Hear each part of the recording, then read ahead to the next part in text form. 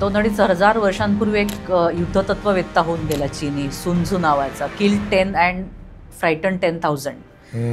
एका वाक्यात टेररिझम व्यक्त करायचा. तर आत्ताचं युद्ध हे सीमेपुरतं मर्यादित नाहीच आहे. त्याच्यामुळे नागरिकांनाही प्रचंड आपली मानसिक तयारी करण्याची गरज आहे. वेगवेगळे सायबर अटॅक्स असतील, आणखीन बँकिंगच्या ह्याच्यातनं होणारे अटॅक्स असतील, ह्या सगळ्यांसाठी पोलीस डिपार्टमेंटने सुद्धा खूप ॲक्शन्स आत्ता रिसेंटली घेतलेले आहेत आणि त्यांचे वेगवेगळे सेल्स अनेक ठिकाणी आता उघडलेले आहेत.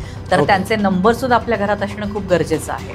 त्यानंतर आपण जे वेबसाईट्सवरती वेगवेगळी माहिती आपण अपलोड करत असतो, स्वतःची फोटो अपलोड करत असतो, त्याचा परिणाम हा वेगळा होऊ शकतो. त्यानंतर डेटिंग साईट्स असतील, तर इथपर्यंत हे सगळं आहे. त्याला आपण कल्पनाही करू शकत नाही एवढ्या मोठ्या प्रमाणावरती सायबर अटॅक्स होत आहे. आणि पाकिस्तानबरोबर चीनसुद्धा याच्यामध्ये पुढे आहे, कारण आतून पोखरणं हाच मुख्य उद्देश आहे.